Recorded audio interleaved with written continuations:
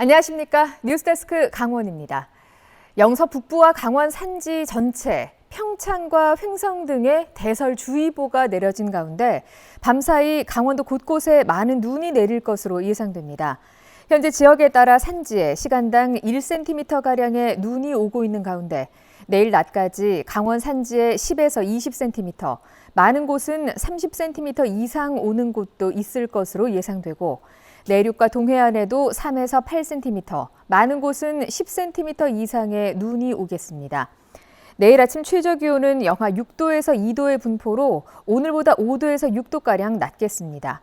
한편 내일 낮에 그친 눈은 화요일에 다시 시작돼 많게는 30cm 이상 추가로 내리겠습니다.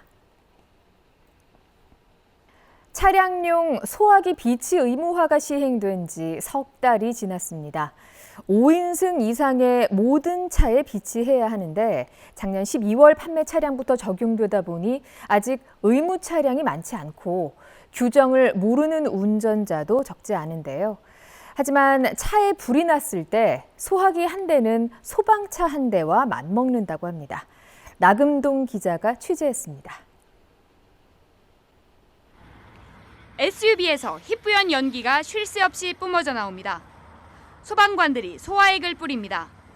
지난해 9월 영동고속도로에서 엔진 과열로 추정되는 화재가 났습니다. 차 한 대를 태우는 데 걸린 시간은 17분. 올해 1월 강릉에서는 3중 추돌 사고 이후 차량 한 대에 불이 붙어 9분 만에 전소됐습니다. 화재가 한 1분 안에 쉽게 전소될 수 있는 확 번지거든요. 끄지 못하는 상태로. 소화기 하나로 전체 번질 수 있는 화재를 이제 진압을 할 수가 있습니다. 작년 12월 1일부터 소화기 의무 설치 대상 차종이 기존 7인승 이상에서 5인승 이상 모든 차로 확대됐습니다. 다만 작년 12월부터 제작, 판매되거나 소유권 변동으로 등록된 차량부터 적용됩니다. 차량용 소화기는 반드시 이렇게 자동차 겸용이라고 적힌 것으로 구입해야 합니다. 장시간에 걸친 진동 테스트를 통과한 뒤 정식 인증을 받았다는 것을 의미합니다. 잘 지켜지고 있는지 자동차 검사소를 찾아가 봤습니다. 1시간 동안 10대가량의 검사가 이뤄졌는데 소화기 의무 설치 차량은 2대에 불과했고 바뀐 규정을 알지 못하는 운전자도 상당수였습니다. 그런 내용을 전혀 인지를 못하고 있죠. 앞으로 바로 준비를 해서 차량 화재나 또 다른 차량 화재가 났을 경우 도움도 줄 수 있고. 하지만 정기검사 때 소화기가 없어도 부적합 판정 없이 시정 권고만 이뤄지고 있습니다. 현재 대상 차량은 커다랗게 많지는 않은데 자동차 검사 과정에서 저희가 끝나고 그 부분에서 설명을 하고 의무적으로 장착을 할 수 있도록 권고하고 2020년부터 5년간 강원도에서 발생한 차량 화재는 1,077건으로 한 해 평균 215건. 이로 인해 13명이 숨지고 86억 원이 넘는 재산 피해가 났습니다. MBC 뉴스 나금동입니다. 학생 감소와 경기 침체 속에서도 지난해 사교육비가 역대 최고치를 기록했습니다. 강원도 학생들도 10명 가운데 7명 이상이 사교육에 참여했는데요. 특히 초등학교 고학년의 사교육 의존이 높았습니다. 박은지 기자가 보도합니다. 지난해 강원도 학생들의 사교육 참여율이 역대 최고인 73.4%로 나타났습니다. 학교급별로 보면 초등학교가 85%로 가장 높고 중학교 69.8%, 고등학교는 56.3%였고 일반고로 좁히면 62.4%였습니다. 사교육 참여 학생이 월 평균 지출하는 사교육비는 46만 1,000원인데 초등학교가 38만 8천 원, 중학교 51만 원, 고등학교 59만 8천 원입니다. 1년이면 초등학생 1명당 465만 원, 중학생 612만 원, 고등학생 1명당 717만 원가량을 지출하는 셈입니다. 신경호 교육감은 취임 이후 학력 향상을 강조하며 다양한 공교육 강화 대책을 내놨지만 사교육 참여 상승세가 계속되고 있습니다. 강원도 학생들의 사교육 참여는 2020년 63% 수준에서 2022년 70%를 넘더니 5년 새 10%포인트가량 올랐고 비용 부담도 10만 원 이상 올랐습니다. 80%에 달하는 전국 참여율에 비하면 강원도의 참여율이 높은 편은 아닌데 초등학교 5, 6학년은 전국 5, 6학년 평균보다 높고 특히 5학년은 90.1%로 서울에 이어 전국 2위로 참여율이 높습니다. 중학교 입학을 앞두고 사교육 의존이 높아지는 것으로 보입니다. 도교육청은 상급 학교로 진학하는 전환기 이음 교육을 마련해 집중 지원에 나서기로 했습니다. 그 학교급에 맞춰서 갖춰야 하는 기초기본학력을 교과별로 점검하고 보충해서 이를 반드시 채워 올려보내겠다는 겁니다.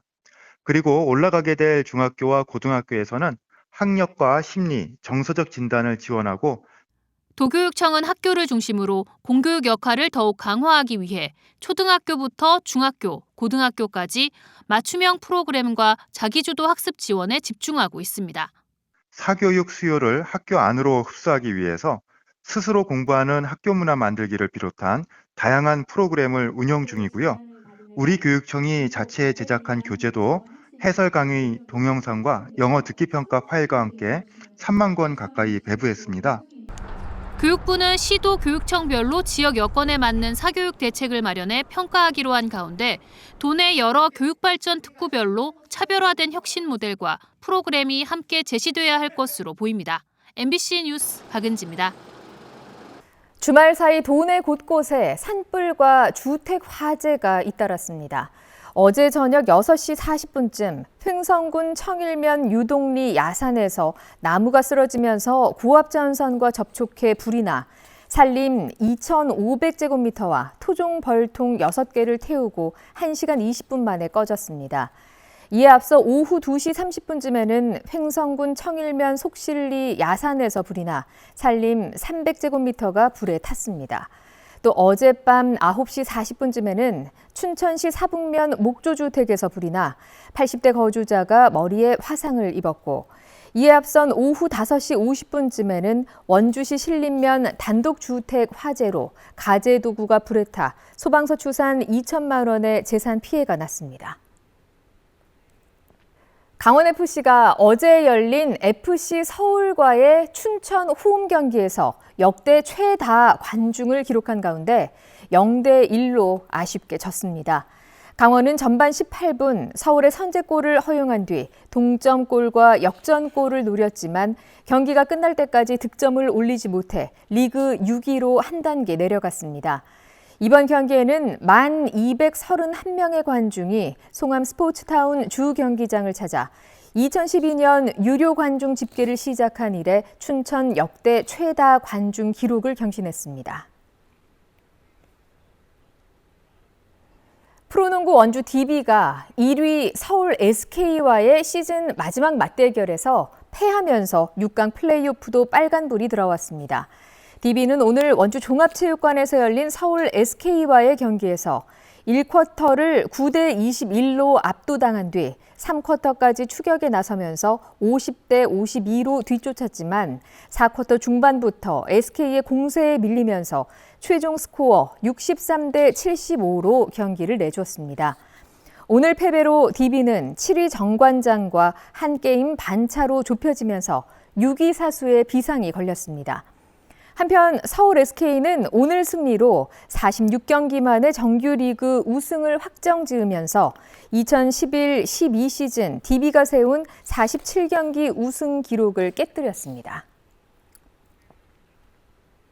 평창군이 내일부터 공공학습 플랫폼 서울런 바이 평창런을 시작합니다.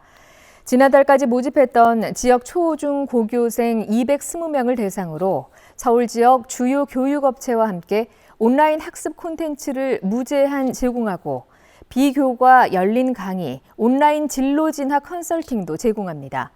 진로 진학 컨설팅은 중학생은 연 1회, 고등학생은 연 2회를 지원합니다. 우수 수강생에게는 스마트 독서 프로그램 참여권, 학습 프로그램 참여 우선권 등의 혜택이 주어집니다. 정선 아리랑 문화재단이 아리랑 센터, 아리랑 홀에서 2025년도 연간 상설 공연 뮤지컬 아리아라리와 떼꾼 공연을 진행합니다. 뮤지컬 퍼포먼스 아리아라리는 올해도 4월 2일부터 11월 27일까지 끝자리 2일과 7일 열리는 정선 5일장 상설 공연으로 관객들을 만날 예정입니다. 지난해 첫 선을 보인 소리극 떼꾸는 올해 한층 발전시켜 4월 5일부터 11월 29일까지 매주 토요일 정선 군립 아리랑예술단의 라이브와 융복합 미디어 아트 공연으로 진행됩니다. 두 공연은 올해 정선 아리랑제 50주년을 맞아 5월 17일 서울에서 열리는 정선 아리랑 인 서울에 참여합니다. 2022년 도내 초등학교 현장 체험학습 도중 발생한 학생 사망 사고로 교사가 유죄 판결을 받자 전국교직원노동조합 강원지부가 강원도 교육청에 법적 보호장치 마련을 촉구했습니다. 이들은 특히 도교육청이 발표한 안전관리 보조 인력 지원은 채용이 어려운 작은 학교의 현실을 반영하지 못한 제한적인 지원이라고 비판했습니다. 이에 대해 도교육청은 전교조가 비판을 위한 비판만 일삼고 있다며 조례를 근거로 추진 중인 현장체험 보조 인력 지원은 시행까지 시간이 있으니 학교 현장 의견을 수렴 보완하겠다고 밝혔습니다. 뉴스데스크 강원을 마칩니다. 고맙습니다.